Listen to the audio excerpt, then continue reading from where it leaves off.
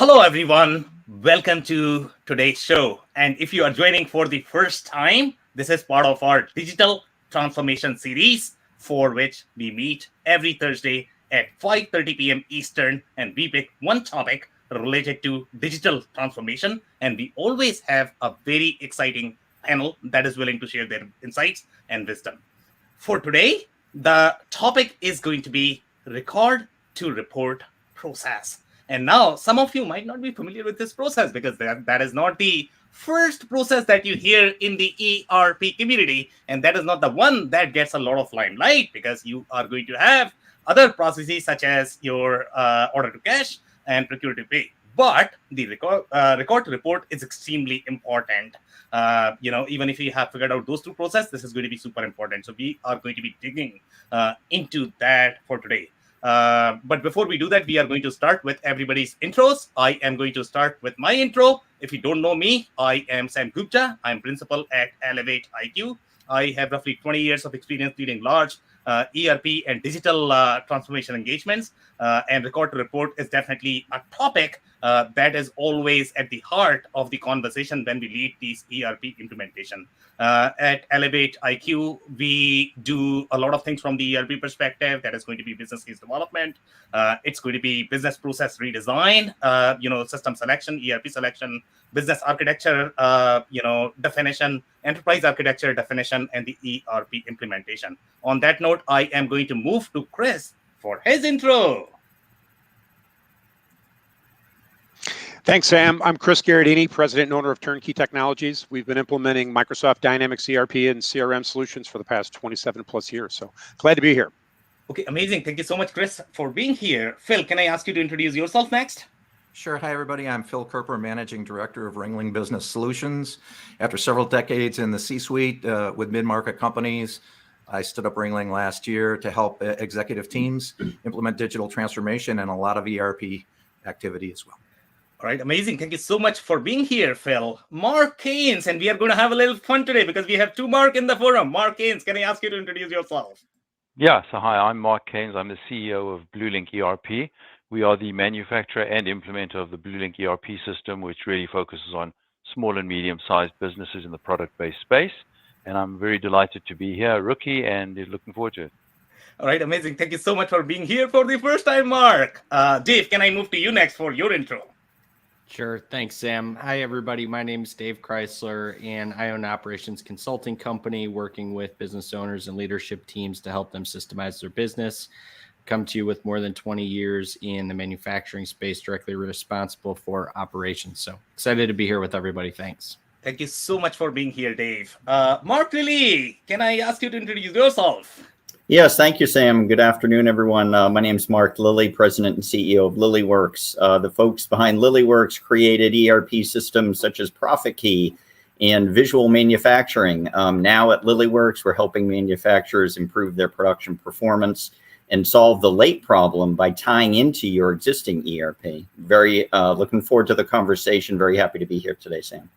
Okay, thank you so much for being here, Mark. And before we dig into the topic, in the audience, if you have any questions, make sure you are going to be commenting in the chat box. We are going to be reviewing those. We will try our best to cover all of your questions. But if we run out of our time, our panelists are going to get back to you with your questions and comments. On that note, I am going to start with Chris with the first question, and that is going to be just to set the stage of what is going to be record to report process. What is going to be the process boundary that companies should be expecting when they are analyzing the record to report process? What are different user roles that are going to be involved in this specific process? And what are going to be their roles and responsibilities as they interact with the process? Chris, do you want to start? I sure do. Thank you, Sam. So record to report, interesting topic. And most people probably react and think, well, don't I report once I record it? And that may not be a true statement, because if you think about best practices and really controlling the process, mapping through all these different data points that may be coming from one extreme portion of an intact system, or it may be coming from a third-party system. But as we look at recording, we look at timing, we look at validation, before we tell somebody it's okay to take actions based on the data. So that's the real concern is, am I premature? Did I grab a report? I made a decision. Oops, the data wasn't cooked. I only had half the entry, not both sides of the entry. So as we analyze the processes, each one's going to be distinct, and we have to understand timing. And what is the gate? When do we say we're done with this? We're not editing this data. Any adjustments have to be so-and-so. Because the other thing that can't happen is once everybody says, hey, the reports are good, they can't move. We can't throw things back behind the line and move them. So if you think about analyzing that process, this record to report, each data stream, whether they're sales transactions, whether they're accruals, whether they're adjustments, whether they're allocations, because there's a lot of general ledger stuff that happens off book before I can look at financials, but even subledgers. Am I able to look at sales activities? And again, so these policies and, what's the inspection? It says that data is ready for somebody to use it for decision making. Again, that's where I'm going to start and stress some of the importances of looking at these different data streams and timing around the data and the validation. So good start, Sam. Could not agree more. And thank you so much for setting the stage. I think that's a wonderful stage, overall for the record to report process. I completely agree with your comment. And in fact, I enjoyed the comment when you said that, if you are not going to have complete data, then you are going to have a lot more downstream implications. In fact, I am probably going to have a clarifying question for you related to this. And that is going to be, typically, nobody really argues with, the sales team and salespeople, as you know, Chris, right? Finance is not going to have as much clout, in this equation. So obviously, when you are going to have incomplete data, and that is typically going to be because you are trying to expedite your sales processes, you are trying to expedite your operational processes, but the guys who need to suffer the most are going to be the financial people, as we all know. So have you seen any sort of best practices where you can manage the expectation and you could have like significant downstream implications? That is probably more, could be more expensive in doing the business itself, for some of these transactions. Yeah, and I think one of the things that goes there is how do we lock periods? I'm going to throw that out there where, and you're alluding to the salespeople where they're fudging their numbers and then they're going to reverse them in the next period. And that's, are they gaming the system? How do we create controls where we don't game them? Because say go put in a fake transaction and then they delete it. Okay, well, as long as we got audit trail, we could tell that you can't delete it once you create it. But I think you raise a great point. But understanding those weaknesses and exposures and how do we lock this where it's not subject to revision any longer, and we can tell if somebody's monkeying around with the data. Yeah, exactly. The system sucks because I cannot really do undo. Thank you so much, Chris, on that. Phil, I'm actually going to come to you for your commentary, related to the process boundaries. As you are going from your record to report process, where it starts, how it flows through, where it ends, how many different users are going to be involved during the process, what is going to be the process boundaries for each of the roles as they are interacting with the process. Right. So, I think when a lot of people think of ERP on the financial side, they say, well, we just got to map to the GL and we're done. And I think this topic really talks about what dynamically is happening in the business from when the transaction occurs to when the GL is implicated or loaded with data, and then really getting to the point so that data is able to be reported in a good way. So who's involved in that? Well, on the transaction side, you mentioned the sales guys. It's always fun to pick on the sales guys, but you got a lot of people entering data in the system. Yeah. And there's a period of time where that data had to kind of echo what Chris was saying, where that data has to be made sure it's right. A very common question we get is, well, can I reopen an old period? Right. And the answer is no. You technically probably could, but the answer is it's a horrible process. I've been in companies where they don't formally close the period for an extended period of time just so they can go back and do additional data work. So the discipline that Chris was talking about to say, our data's right at the process period, it's correctly mapped to the GL. And then when we're closing and we're working towards how are we going to pull that out in reports or other information, that we're making sure that information is right because number one, it was right at the transaction piece and caught there, and certainly right at the point where we're closing the GL. So who's involved? Everybody who's entering or doing transactions in the system is involved at the report stage. Anybody who's interacting on the prod side of the system, and then certainly on a finance team is involved when you're doing the GL closes and when those things are being firmed up. And then the users of those reports, which can be all the way to the board, all the way to other people that are using that data, are certainly involved on the back end. And they need to know where it came from and that it was right. And they also might want it in different formats and in different consolidation documents, either on the financial consolidation or on the reporting side. Okay, amazing insights there, and I completely agree. And I think you guys are touching on the similar points. You and Chris, that whoever is entering the data, I think we need to look from their perspective what data they are going to be entering and whether that is going to be complete or not, and that is going to have downstream implications if your reporting is going to be accurate or not. The follow-up question that I'm going to have for you, Phil, is going to be related to the opening of the period, and I know we have danced around this a bit, of the opening of the period. In some cases now, especially with the supply chain interruptions, we have seen that now opening of the period is probably going to be required because your transactions are spent across months. And if you have your monthly close cycles, some of the systems that we have in the market, they prescribe that, you are not supposed to open the period. You cannot open the period. But some of the systems are going to be slightly more flexible. So what have you seen in your experience? Do you go, are you going to be extremely strict that you never open the period, or sometimes you allow the opening of the period? Well, it's going to depend what type of company you are, right? So it first starts with a gap, in where there's a matching principle that in the period that you're talking about, you're matching the transactional work towards that period. And if you're a public company, and you're going to have to be very disciplined about that. But then in accrual accounting, you obviously can carry some things forward as an accrual and then be able to do additional work on those transactions in the following period. And so there's some leeway there. I think it's getting looser on this because of the supply chain issues. I think people are stretching the boundaries on that more than they used to. And at some point, there'll probably be a snapback of where people maybe got too loose. But if you're a private company and you're just issuing an annual report, there's really no requirement that says that you can't leave a period open that's within the year and then come back to that. So then it really becomes a discipline issue of, are you creating a lot of inner year noise if you want to know what the second quarter looked like quarter over quarter, and yet you let that period be open and did a lot of extra transaction work, or went back and tried to true things up. It can absolutely make for bad decision making in the future when you're trying to understand the relationships between periods. So to go directly to your question, I advocate very, very firm restrictions on the opening and closing of periods. And kind of like someone who wants to customize software when they're doing ERP, they better have a darn good reason why they're leaving that period open or not opening properly.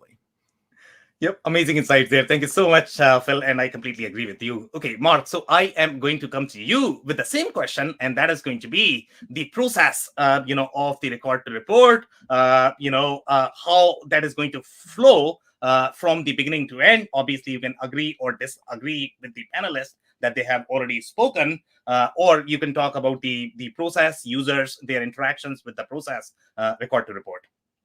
Sure. Okay, thanks. Well, I think that one of the important things to me, and also just for context, is that my experience is mostly with smaller owner-managed companies. And, it's kind of like a little bit, I wouldn't call it like a record to report process. I'd call it more like a record to report adventure, with some sidetracks and sidebars. But the reality is that I think, obviously there's two things. We need our financial reports to be accurate, and we need them to be timely.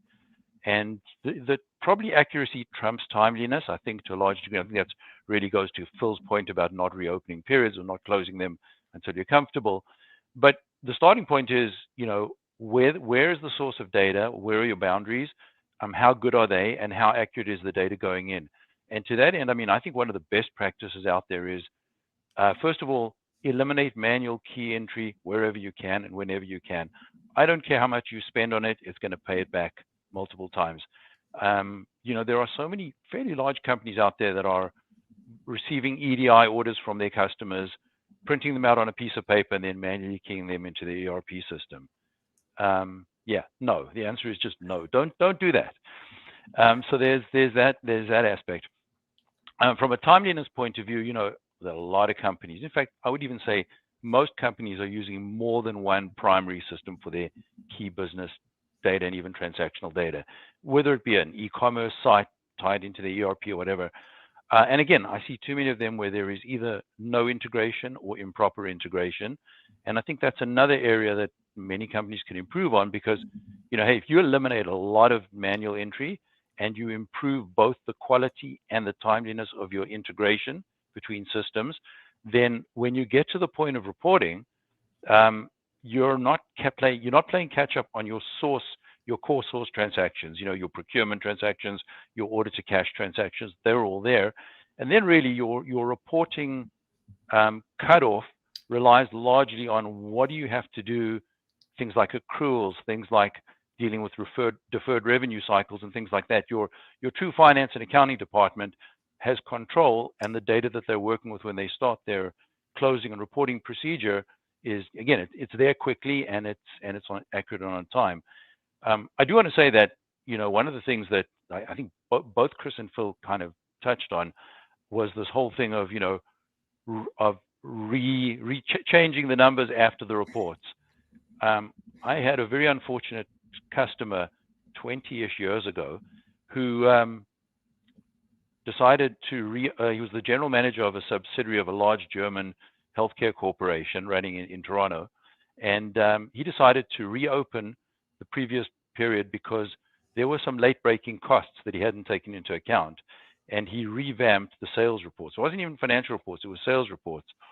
So the people at head office had a sales report with, let's say, $1 million in sales and a 30% gross margin. And then 3 days later, they got a report with still $1 million in sales, but only a 22% gross margin. And about 3 days after that, he was fired. So, maybe you don't want to be so quick to change the numbers. Okay, amazing. By the way, I love the story in these panels, and thank you so much for bringing that story. That was amazing. And by the way, we are doing a little bit of carry over from our last panels. One of the things, and Chris and Mark Lilly were there in the last panel, and one of the key theme was touchless. Here you are also talking about the similar principles. If you are going to reduce the touch points in the process, then you are probably going to have far more data. So reducing the manual touch points that you have mentioned, reducing the manual interactions with the process, and that's where you are going to get real insights with your process. The follow-up question that I'm going to have for you is, because you are from a very unique industry, and I don't know if anybody else in the panel is going to have as much depth in that industry. So obviously you have the financial regulations, but then you have the industry-based regulations. So have you seen anything in your industry that other industries may not have? Pharma being your industry in my experience, right? You're right. One of our verticals is the pharmaceutical distribution industry. And yeah, there are reporting requirements there that are quite, depending on whether you're distributing controlled substances or just over-the-counter substances. Either way, you've got FDA and to some degree DEA and state licensing board reporting regulations. And most of them are actually, in terms of timeliness, most of them are actually, you have more time than you would expect in a situation like that. But some of them are very, very time sensitive. And there's one particular electronic report that has to be filed with the DEA for certain customers, where you have, I think, 10 days from the end of the reporting period till submitting the report. And that data better be 100% correct, like not even 99% correct, right? But it is a little different than financial reporting, because those are very much transactional and product-based reports. So way more granular, but realistically probably easier to actually procure in real time, because as long as you have a proper real-time inventory management and order processing system, and again, as long as you don't have the manual data entry errors, messing it up, you probably already have the data, like, by the next day, the day after the reporting period. So I think it's not as steep a challenge if the systems are good, and if your standard operating procedures are followed. It's not as big a challenge maybe as timely financial reporting. Okay, amazing. Thank you so much for those insights. So Dave, I'm actually going to come to you, and the question is going to be similar to what I'm asking. Obviously, you can agree, disagree with the panelist if you don't agree with anything that has been said so far. But the core question that is floating around is going to be, the whole process, the users that are involved in the process, process boundaries, and their interactions with the process for record to report. Yeah, thanks, Sam. Completely agree with where everybody's going on this. And I think from my kind of experience and the things that I've seen, I'd like to add to what Mark is saying in terms of the elimination of those manual entry points and touch points. I've seen implementations for this particular process that have been done both ways. So starting out from a manual transaction standpoint, all the way out to the shop floor where data collection is being done completely manual. So if you think about it from that perspective, how many manual touch points you have in a situation like that, where person out on the shop floor is actually manually handwriting their time and material reporting, which is going to another person in SG&A that is then hand inputting that information into the system and then generating variance reports to start to take a look at, okay, what types of transactions are we now looking at? How can we compile this data? How can we start to look at that? So that's kind of one extreme. And then you start to introduce some process automation into that and looking for ways to not only streamline the touch points, but back to what Mark was saying, it's from an error reduction and efficiency standpoint, it's exponential what you can see when you start to do that. Not just speed that you are able to review that data and identify variances quicker, but as you go into the chain and start to touch accounting with those transactions, how much more accurate that data is. So therefore, when the financial reports start to come back out to you, from a leadership perspective, and you start to review that, the amount of data that you're really sifting through to find those anomalies, to look at those variances, are far less than what you would have in a more manual touch point system. So there are a lot of, back again to what Mark said, that there are a lot of considerations that go into going from one to the other, cost being, a significant factor for some of the solutions that are in place. But I wholeheartedly agree with his standpoint on that. Investment will more than pay for itself and will allow you to redeploy those resources that you're really tying up with, in some sense, menial work, right? It's super important work, but it's menial from the standpoint of all it takes is one miss key to create a bunny trail for several people potentially to go back and identify, where did that transaction originate? How can I correct it? And then, that carries into like what Phil and Chris were saying in terms of closing periods and everything out. I mean, what happens in the situation where you don't find that variance because it ends up being a minute variance in the, in the micro, but in the macro, it ends up, compiling, and you don't find it for a period. Well, then what happens? Do you go back? Do you correct? How does that ultimately impact the, the financial statements that you're ultimately looking at?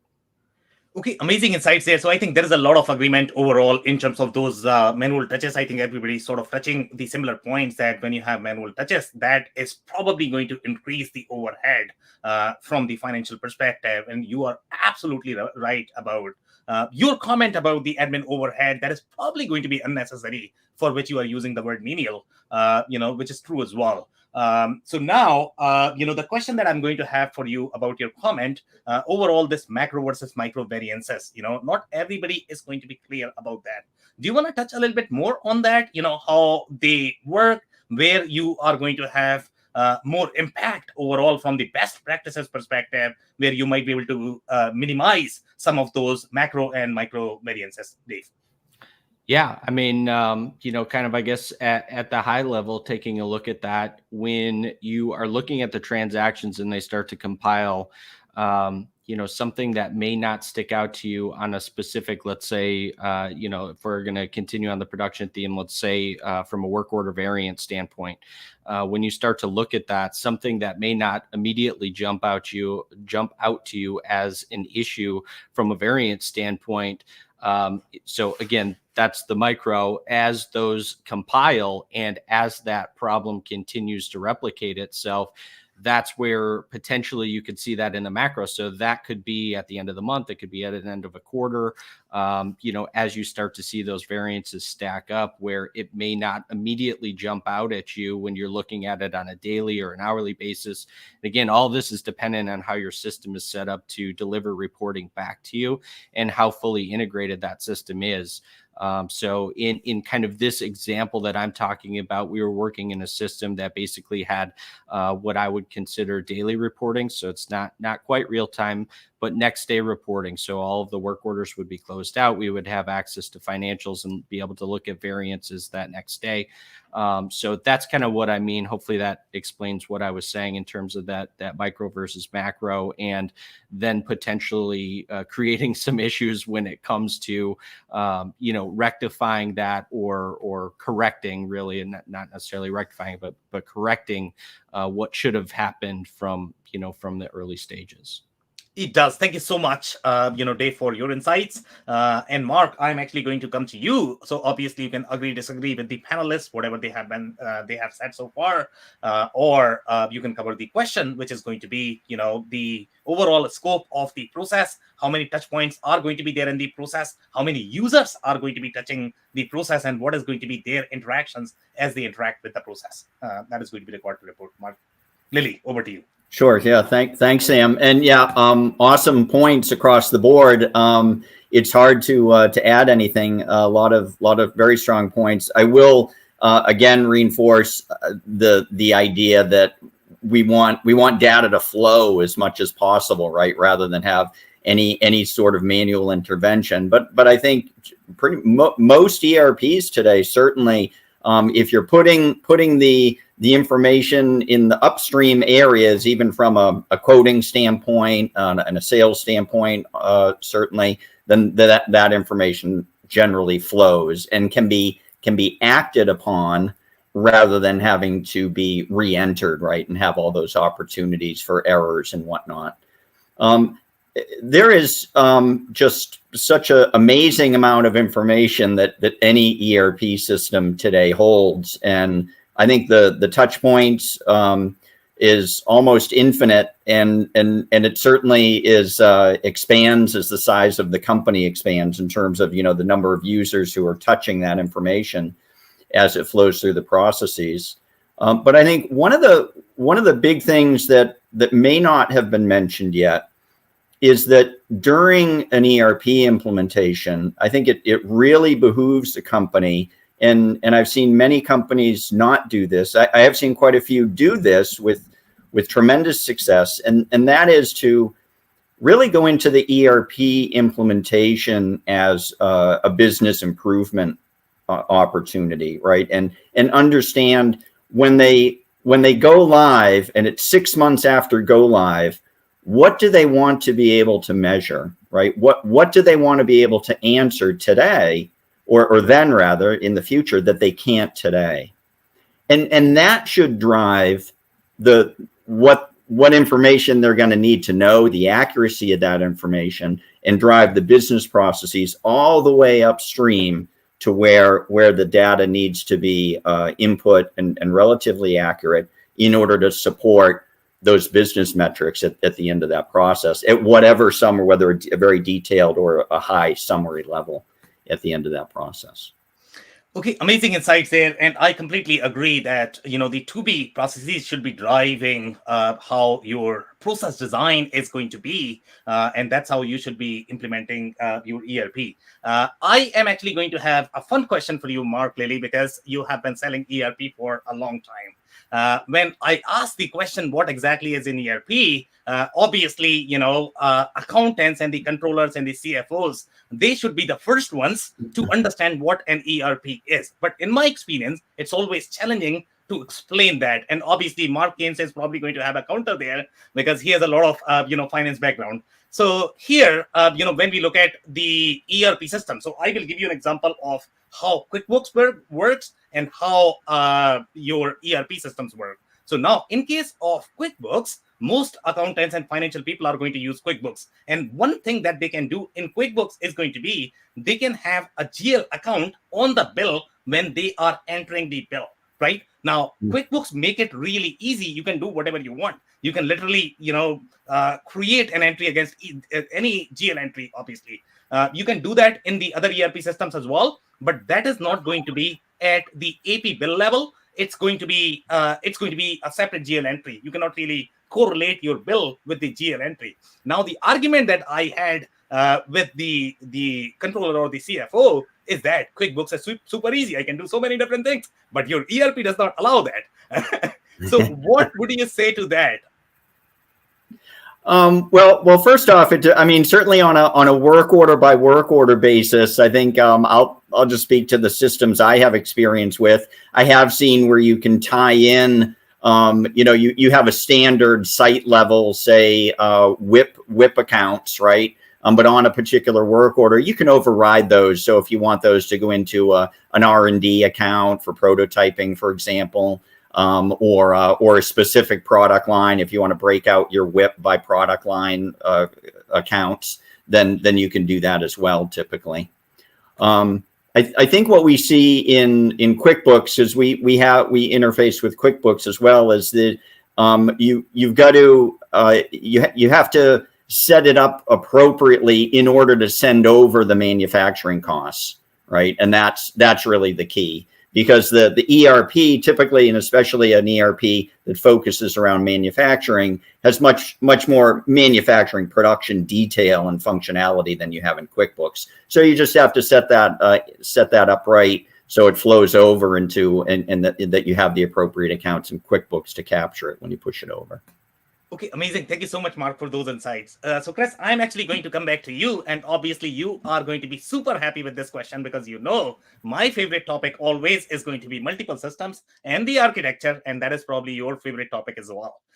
So when we look at the record to report process and when we have the multiple systems, if you have just one system, which is called ERP, your life is going to be far easier. But one system is never going to be enough for most organizations, okay? You are probably going to be bringing other systems that are going to be interacting with your ERP for your record to report processes. Some of the systems that you need are going to be your FP&A system, which is very, very common because obviously in the ERP, the reporting is going to be very expensive. It's just hard.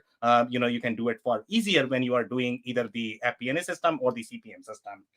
There are other systems in the financial organizations. For example, let's say if you are simply capturing the invoices or bills, sometimes those could be technical systems. So how many different systems that you have seen in the architecture, and what are going to be the process boundary as we are moving through our record to report process? Chris, over to you. Chris, can you hear us? You're on mute. Systems in there to that point. Yeah, I shouldn't. Can you hear me now? Now you are. Yes. Can you hear me now? Yes. Okay, bandwidth. So again, some ERPs have robust reporting systems, but a lot of them lack the complexity needed to articulate budgets or forecasts that they want to compare actuals to. So when your example with a CPM system, you've got a third-party system, and typically you're building custom integrations from the data in the ERP to get up to the CPM system. So in that construct, you got integration jobs, and then does the CPM have all the data that's in the ERP? Because now you're replicating. And so I was even to say that at some point there should be some key performance indicators that tell you that, hey, my data is ready. There's integrity. I'm not missing transactions that need to be integrated. The two systems agree in a hash total. But to your point, that architecture can add some complexities, because how often do you update? What's the single source of truth? Is it completely comprehensive? Does it have subledger data? Even the drill down. And again, when you have an inherent report writer built into the ERP, a lot of times you have that single click to go look at the source transaction, as some of us talked about. Can I really see that data? So again, architecture, typically there's going to be, and even the report writer in my world, it's kind of like a bolt-on, but it's part of the core solution. But it is still a report writer that has flexibility and some limitations. So again, as you get up to the enterprise level, people are going to go upstream for larger reporting tools. There's no question about that. So it adds that complexity. Okay, amazing insights there. So I am going to have one follow-up question, and that is going to be, when you are doing the CPM system, obviously CPM system is going to be your analytical system. When you have the analytical add-ons, you are not going to have as much architectural challenges as you are going to have when your operational process is going to be hijacked, because of the system. So here you are doing a bunch of study. Sure, you might be off in your report. That could have, some implications. I'm not saying that that's not, that matters a lot as well. But when you have system that is really hijacking the process, that is going to have far more implication on your process. So have you seen any systems that are going to be hijacking the process when you interact with your record to report process? Chris? can you, I don't know if you could catch everything. I think he's running into the He's bandwidth. been having some connection problems for a little bit here, Sam. Yeah, so I'm actually going to come to you, Phil. Related to my architecture question, different systems that are going to be involved. If you have any counter or any agreement, disagreement that has been said so far, obviously you can cover that. But what we are looking for is how many systems are going to be involved in the financial organization and how they are going to interact with each other when we are designing these process boundaries. Right. So if you have a front end system that's unique, CRM Sorry or what about have that. you. Oh, Chris, are you back? You want to take a shot at that? Did you hear enough of that question, or? I'm not sure he's 100% back. I didn't even hear the question. My internet is obviously no. I can. Okay, Yes, I'll keep it moving. So the way I would answer that is and it kind of comes back to what Mark Haynes was saying. If you have a decent modern system, ERP, a decent modern CRM or whatever the other systems are, there's really good API technology in order to interact with those things, have the source of truth, and have that all good to go. Where I think it gets challenging is when you've got systems, if you will, that really are legacy. I had one client recently that literally on their IT stack diagram had one square and it said magic spreadsheet. A company that I worked with, they had a real challenge, a particular challenge where they had to calculate commissions for field guys. And those commissions had to be calculated on a very specific region. And often that type of information was not in the ERP. And so they had set up an outside the system methodology, if you will, in order to make that calculation, that reporting. Well, it was commissions for salespeople that were independent reps. So super important numbers. And here's the integrity thing. The numbers were slightly different than that methodology than what the ERP. So when you consolidated that report on sales and you consolidated the financials, you'd have two different sales numbers. Well, the sales guys would lose their minds over that. And they use that as none of the numbers are correct because the sales guys are being measured on sales. Yeah. So I think the answer to that, and maybe if Chris gets connection back, he can talk to tech or one of the other panels. But the business intelligence platforms now, whether you're using an outside Tableau system or whether you're getting BI out of your ERP, you can now put some real discipline to how that data goes into a roll-up and make sure that it actually foots to what the financial reports are saying.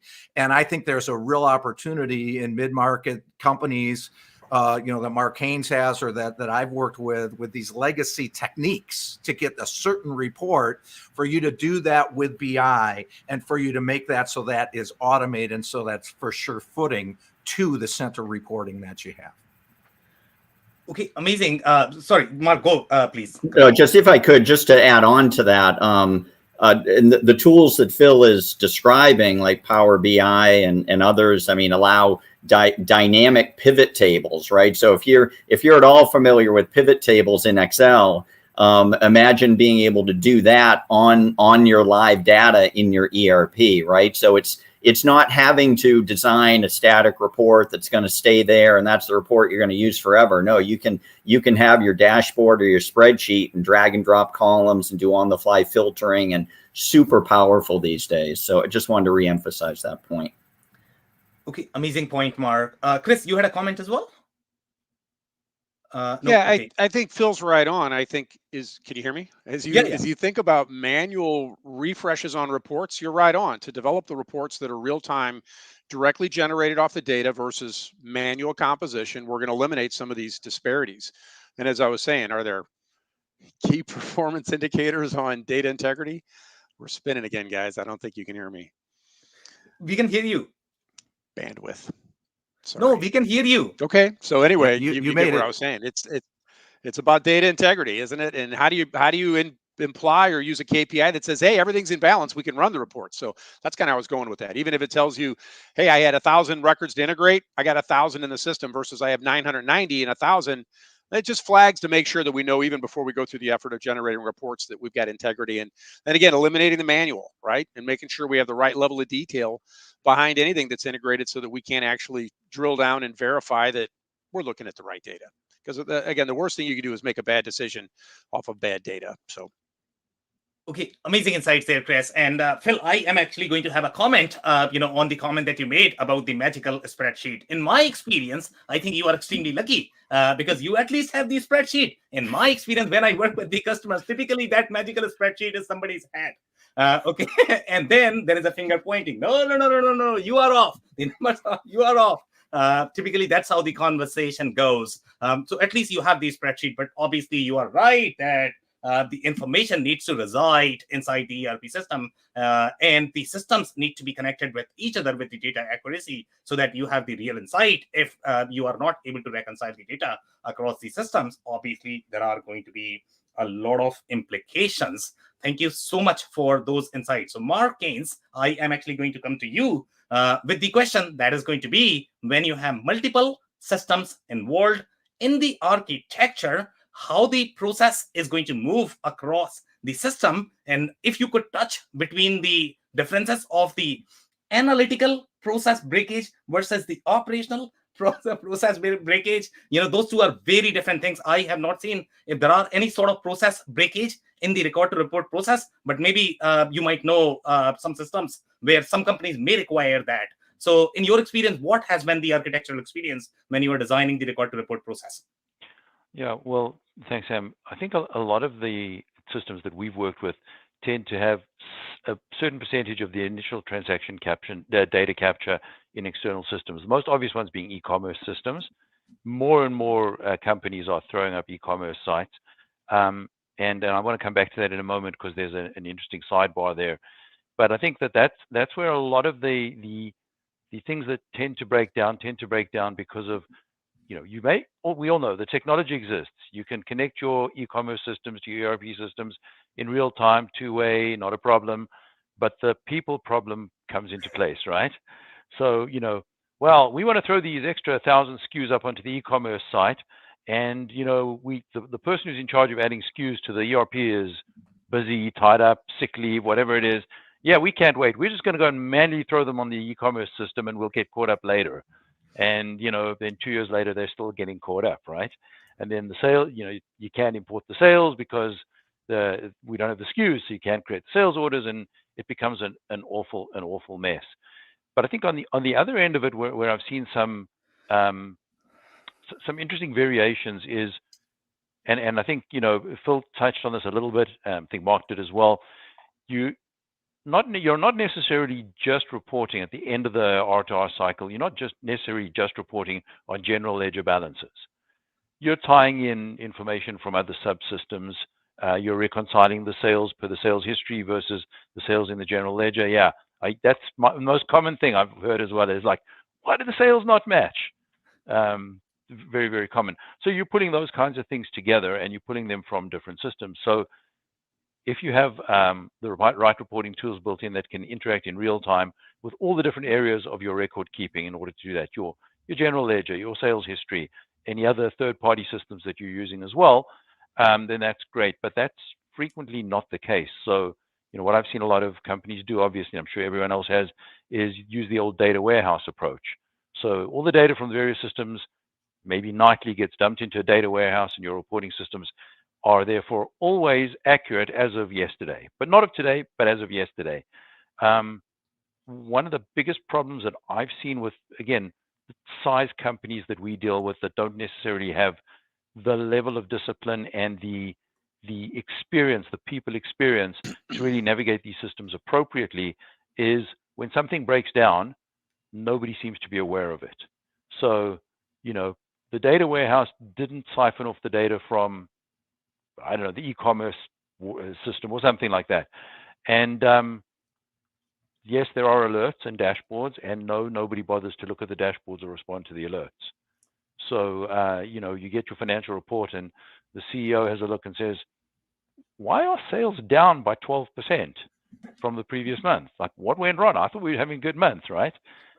Oh, yeah, I thought there were some alerts that I didn't pay attention to that I probably should have paid attention to. And so I think that's a problem in the size companies, I say, that I deal with. I actually would be interested to know to what degree that sort of scales up to larger enterprises. But frequently, like, the main focus in many of the companies that we deal with is sales.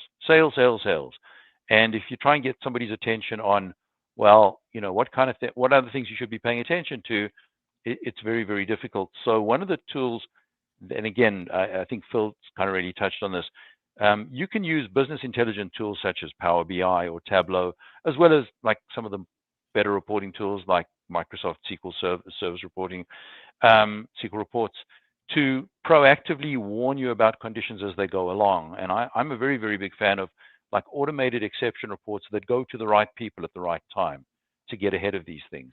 So, like a really good example of an exception report that one of our customers, and it's actually one that I've kind of alluded to in the CEO who said, why is my sales down by 12%?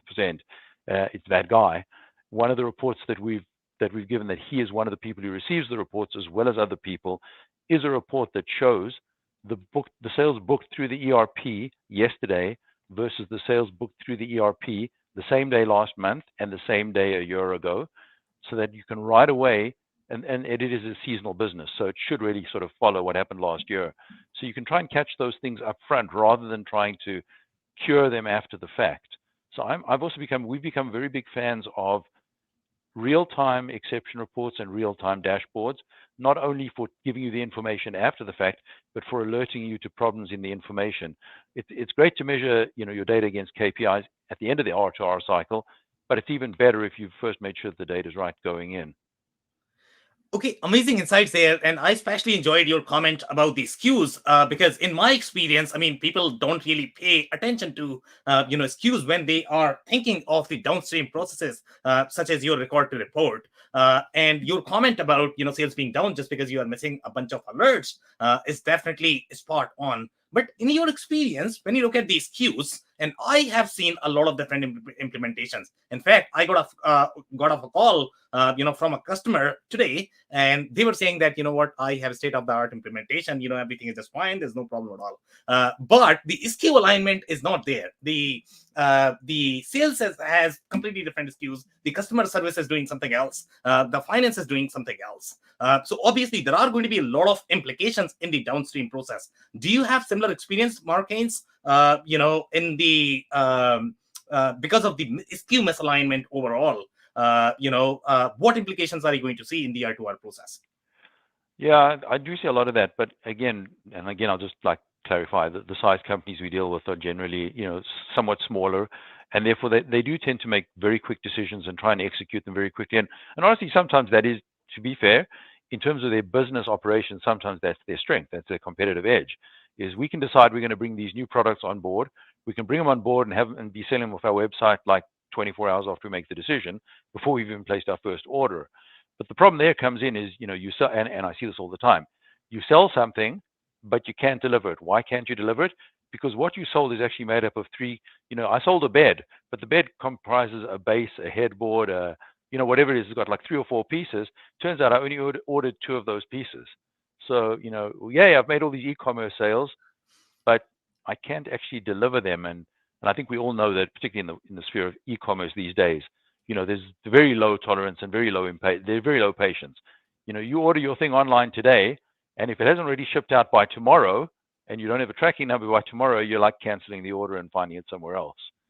So I think that's one of the more common areas that I see is make the decision. Again, it's almost always on the sales side. It's almost always driven by sales in my world. Make the decision.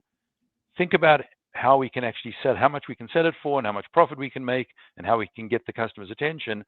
And then, everybody else will deal with the downstream problems, but the downstream problems actually end up coming back to bite you often, right in terms of the sales, but even after the fact. I've seen companies make decisions on selling a new product line, sell it, deliver it, everything's great until you look at your gross margin afterwards and realize, actually, we lost money on that because we didn't take into account, for example, that the cost of, shipping from China just kind of trebled. We were still using our old container costs from, pre-COVID kind of thing. Okay, amazing. Thank you so much, Mark, for that. I am going to come to you, Dave. And one of the things that have sort of been missed overall from the conversation when we look at different systems that are going to be involved in the R2R process. And I was hoping, that Phil is going to have a lot of insights. And Phil, obviously, you can comment as well in between if you like. But Dave, this question is going to be for you. When you look at the system, R2R process, you are going to have a very important piece, which is going to be consolidation. And you are probably going to be utilizing a specialized system for that if you have multiple entities and if you have a lot of movement happening in the corporate development area when you're doing a lot of mergers and acquisition. And your background is there that you have been involved with a lot of different mergers and acquisition. So when you look at the R2R process from that perspective and you look at the systems that are going to be involved in your R2R process, what are the things that you have seen in your experience? Yeah, thanks, Sam. First, let me say that that's an extreme challenge when you are responsible for or a part of a company that acquires multiple businesses. That's a real challenge on your hands to integrate that process. And, to start off with, it's obviously kind of first and foremost. So the things that get changed over from that initial acquisition phase are trying to get APAR moved over into, in the example that I'll use, a corporate system that's going to be, back to what everybody else was saying, right? Like in an ideal world, you want the least number of systems possible to be touching this process. So in the acquisition mode, knowing that more than likely, right, 99 times probably out of 100, you're not going to be dealing with the same system. In more cases than not, you are going to be dealing with multiple systems in that acquisition facility. The faster that you are able to, number one, consolidate the current systems that are in place and eliminate some of the either manual entry or double duty of that. And then secondly, integrate and or, implement the corporate system or the one solution, if you will, into that. The faster you can do that, the easier your life is going to be. Obviously, that is in an ideal scenario, and there's a lot of runway necessary to sometimes make that happen, all dependent on size of business, and those types of things, what kind of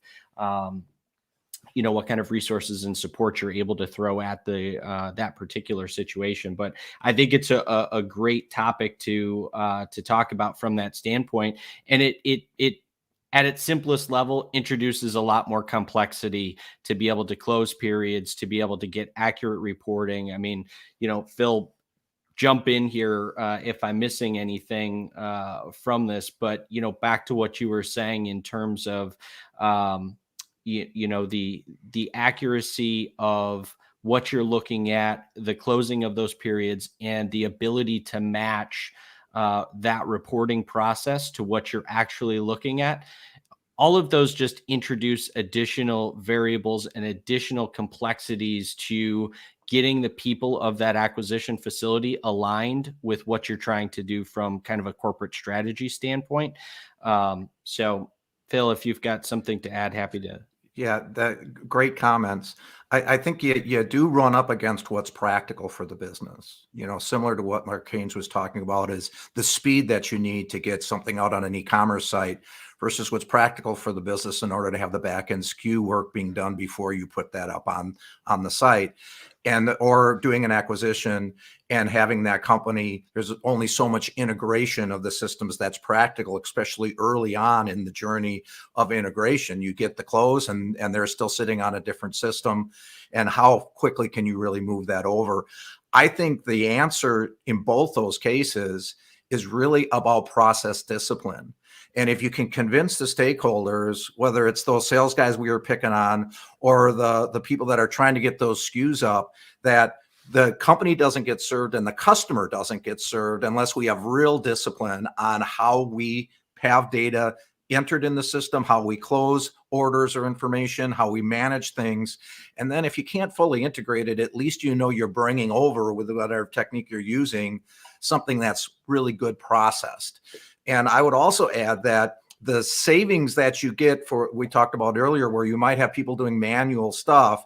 I always try to remind folks that I'm working with is don't count on headcount reductions with adding these platforms. You need to move those people or have different skill sets if you can't move those people into doing real disciplined things on the process side so that the systems work for you. So you got to convince the stakeholders that they need to invest in good process development and good process discipline as they're standing up technology in their businesses, or the technology not only won't work well, but it'll give them bad information and actually could hurt customer journey and hurt the business itself. Yeah. Oh, go ahead, Sam. No, go ahead, Dave. Go ahead. No, the only comment I was going to add back to that, Phil, and again, completely agree with where you're at with that. But I'm always reminded, and especially during those times that I was a part of those acquisitions, and helping on the implementation side of things and kind of going through that process, it was the phrase of that's the way we've always done it. And what was a real challenge with that is, to your point, looking at it from the business process side and really recognizing how to bring those two sets of, those two mindsets together is probably the best way to say it. Because when somebody is used to looking at data in a particular way and you're delivering it in another way due to a system issue, that could be a real challenge, especially on an acquisition front. So the faster that you can get people on board with and understanding the mindset of, from a process standpoint, what you're trying to do and how the data potentially could be different, and again, utilizing that to your advantage, so that way you are freeing those resources to be able to redeploy them in other ways. Being able to kind of do that in a real streamlined way has definitely helped ease some of those acquisition pains over the course of time. Okay. I know Thank you so much, Chris Dave. wants to add something here, I think, Sam. Yes, but in the interest of time, I don't think we can take any more comments. I apologize, guys. We have just 1 minute. Mark, would you like to touch the question from the architecture perspective? You have got 1 or 2 minutes.